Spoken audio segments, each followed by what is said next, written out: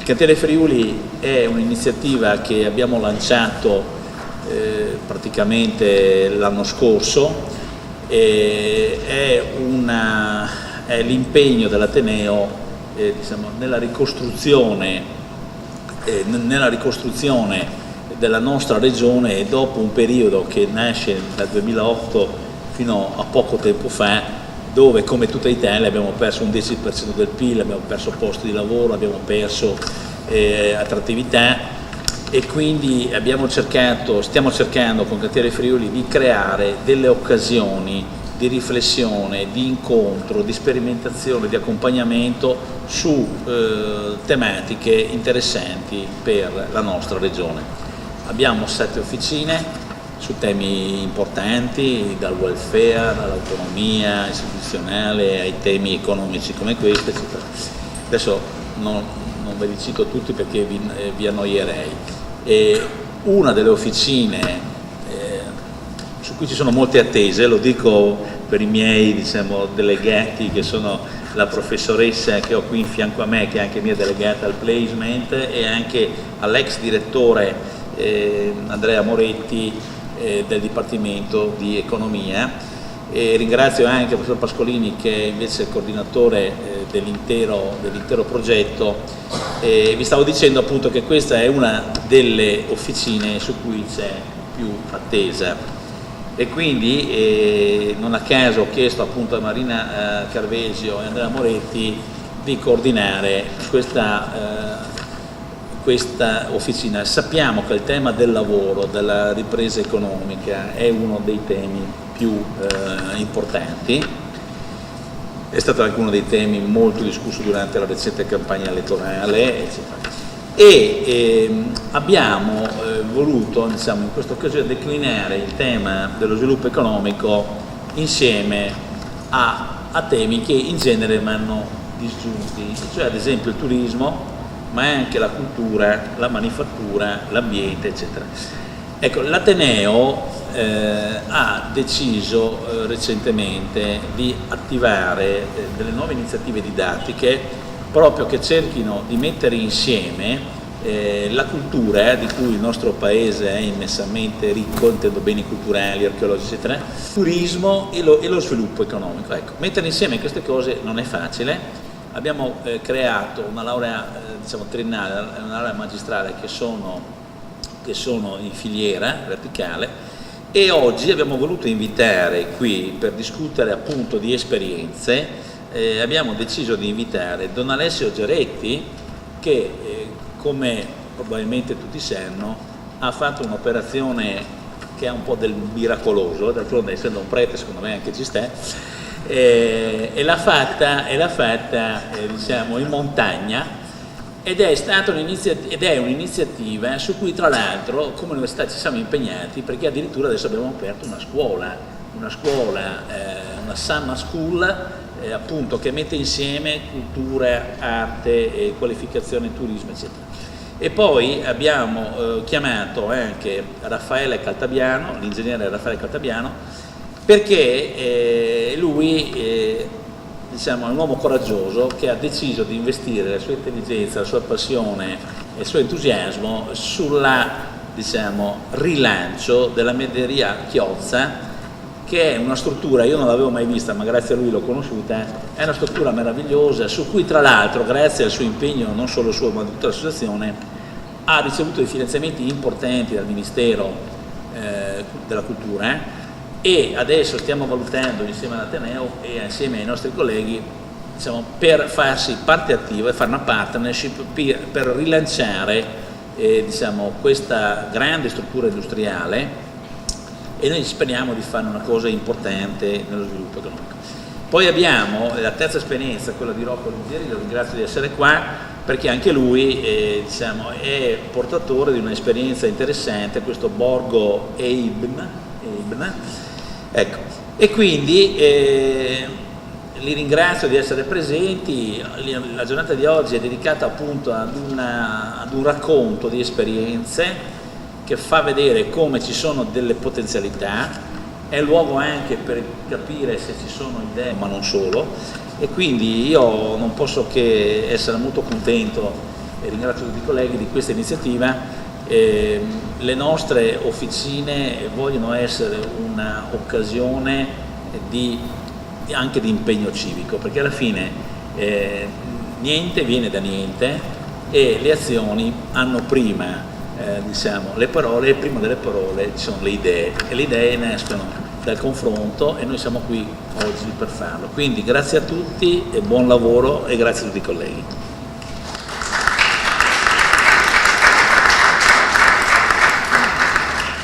Siamo convinti che più di altre parti questa regione ha le carte in regola per puntare su questo connubio che può essere un modello di sviluppo non solo di questa regione ma anche dell'intero paese. Il turismo magnifico nel Friuli Venezia Giulia ha fatto la parte da leone, tutti gli indicatori sono più che positivi, abbiamo aumentato il numero di presenze e quindi è stato fatto un grande lavoro, ma anche la sensibilità nei confronti della montagna. Abbiamo fatto l'iniziativa di Tolmezzo e poi è stata presentata anche agli amici bellunesi, alla Fiera di Longarone.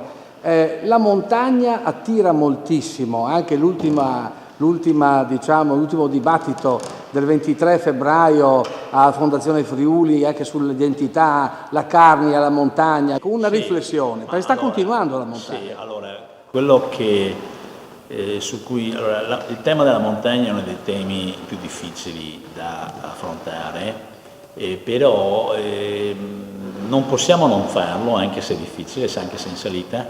Io credo che le esperienze che vadano, ad esempio, su un turismo basato su sport di nicchia, un turismo basato su interessi culturali, un turismo basato su dei formati che mettono insieme disponibilità di alberghi, disponibilità di guide, disponibilità di incontri anche con le proloquie, cioè sostanzialmente mettere in piedi un sistema che possa fare diventare del turismo anche di nicchia, sto pensando anche alle ciclabili ad esempio, a tutta quanta una possibile azione che mette insieme sport, cultura, attività ricreative e che fanno sostanzialmente del turismo, un turismo quindi non soltanto sciistico o basato sul mare, ma che possa essere basato anche su una serie di attività che ho appena citato e possono essere estremamente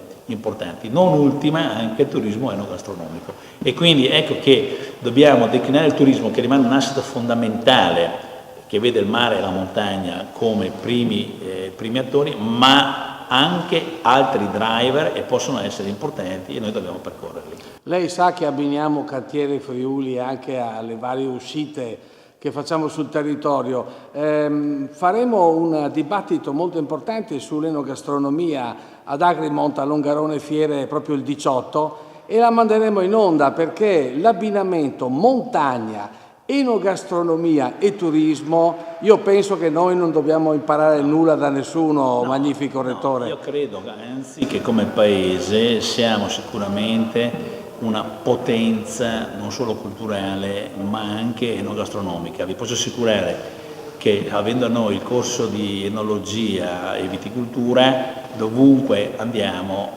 dall'Australia al Canada, passando per la Serbia, negli Stati Uniti, è un successo continuo. Il vino friulano è il miglior ambasciatore della nostra regione. È indubbio che il turismo nella nostra regione è un turismo di eccellenza e abbiamo visto i numeri in crescita continua, ma anche il Leggio, io ho sentito degli splendidi servizi internazionali, ecco. Quindi significa che la nostra montagna è anche risorsa.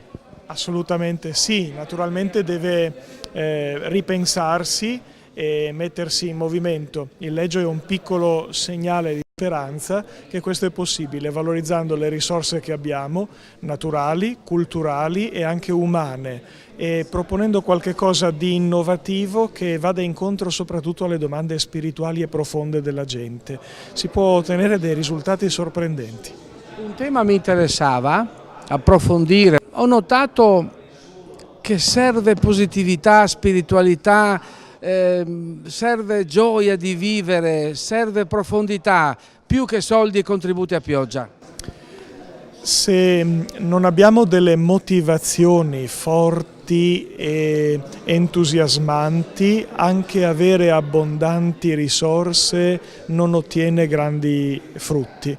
Il piano delle motivazioni e delle relazioni va coltivato moltissimo, quindi aiutare la gente ad avere un obiettivo spirituale di valore e aiutarla ad essere una comunità unita e serena vale più che riempirla di soldi. Come giudica questo sforzo del Rettore e dell'Università di Udine di rapportarsi con il territorio, con la gente? È nel DNA dell'Università del Friuli lavorare per lo sviluppo del territorio che l'ha voluta e che l'ha generata. È bello che ci sia questo cantiere Friuli che riprende iniziative che a suo tempo anche la Chiesa aveva analogamente fatto in questa nostra terra. Cercare di mettere in contatto ingegni ed esperienze per guardare non nostalgicamente indietro o rabbiosamente all'attualità, ma prospetticamente con speranza e costruire dei buoni sentieri. Dove oltre a respirare un clima veramente straordinario, semplice e nello stesso tempo elegante, nel cuore del paese si incontrano i più grandi capolavori d'arte di tutta Europa, di tutta la storia dell'arte mondiale, in mostre che ogni anno attirano 40-50 mila persone. Viva la Carnia! Viva! Grazie. E continua questo nostro servizio in chiusura per l'Università di Udine con il professor Moretti. Professor Moretti, dopo il Rettore, il Cantiere Friuli sta dando una grande testimonianza di utilità per il territorio. Diciamo che l'Università di Udine riesce ad apprendere dal territorio, ma che c'è sempre stata questa relazione bionivoca. Il Cantiere Friuli ha il vantaggio di poterci permettere di entrare in dialogo sistematico con il territorio e di apprendere. Oggi abbiamo avuto 3 testimonianze empiriche specifiche di imprenditori che nella difficoltà hanno la possibilità di raggiungere un successo puntuale secondo il loro percorso individuale. E è una cosa importante per noi, perché le caratteristiche di questi 3 imprenditori possono essere ambito su cui effettuare ulteriori studi di sistema, no? E stimolo per poter apprendere direttamente aspetti tecnici e aspetti strategici. Quindi l'utilità è legata a dar di conto, uso un termine vecchio nell'ambito economico, dar di conto delle esperienze per poter apprendere di quello che non è così facilmente visibile, altrimenti se non diamo l'attenzione. Accendere un faro, come in questo momento sulla mia faccia, su questa determinata tipologia di attività. È indubbio che lo sforzo del magnifico Rettore dell'Università di Udine sta dando dei grandi risultati in materia di interesse e anche di coinvolgimento del territorio.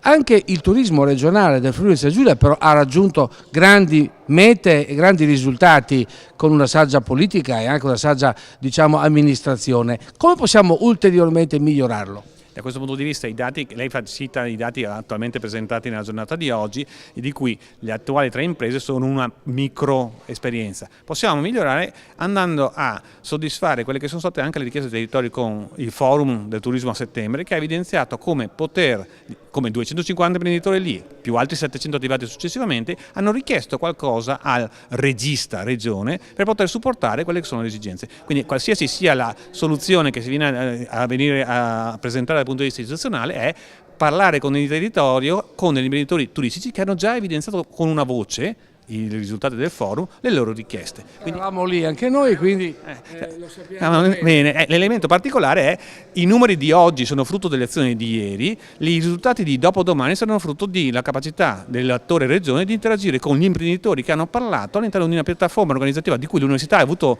il ruolo di supporto metodologico per fare in modo di poter rendere edotti tutti di quelli che sono i possibili risultati. Possiamo dire che l'attore regione ha operato bene fino adesso. Diciamo che da quel punto di vista i dati comparativi negli ultimi periodi hanno evidenziato risultati adeguati rispetto agli obiettivi che si erano posti. Professor Moretti, a che punto è, dopo la lascio l'ultima domanda, quello sforzo di unire la costa friulana con la costa veneta che l'ha vista anche protagonista a Bibbione, e questo sforzo importante di vendere un brand unitario. Da questo punto di vista lo sforzo progettuale va avanti, le azioni operative si stanno allargando in ambiti diversi, regionale, provinciale per quanto di riferimento e territoriale. Certo, l'operatività non so se ha avuto un effetto diretto in questa determinata campagna, sappiamo già che siamo a febbraio, quindi la bit è già passata, ma può avere un effetto nel medio termine. Così abbiamo evidenziato qui questa sera: se il territorio lo concepisce come unitario, allora la vendita la possiamo fare unitaria. Se il territorio non alimenta quel marchio comune da un senso comune, sarà difficile ottenere determinati risultati. Grazie professor Moretti. E in chiusura la professoressa Chiarvesio di questa importante serata, professoressa per l'Università degli Studi di Udine, insomma possiamo dire un grande risultato per Cantiere Friuli. No, sicuramente credo sia stato un bel incontro, costruttivo, era questo un po' l'obiettivo, no? Di mettere a confronto esperienze diverse con l'obiettivo di farne evidenziare quali sono gli elementi comuni, le sfide e anche come esperienze molto particolari in realtà possono insegnare degli elementi che possono essere replicati, recuperati o costituire dei capisaldi su cui ragionare per altre esperienze sempre di valorizzazione. In questo caso abbiamo parlato molto di risorse anche periferiche, di territori periferici, che credo che questo sia un tema particolarmente importante su cui andare a lavorare. L'Accademia che va in strada, che va a incontrare le persone e dà dei suggerimenti positivi. Ecco, in ambito turistico i numeri sono più che positivi in questa regione, diciamo che c'è stato un aumento, una miglioria continua. Come potremmo ancora fare sistema tramite l'università? Il cantiere ha questo obiettivo proprio di lavorare su una progettualità attiva in cui da un lato si valorizzano esperienze, perché oggi abbiamo comunicato e in fondo rese note alcune esperienze anche entrando nei dettagli, quindi non è solo il caso Alleggio, ma cerchiamo di capire perché il caso è il caso.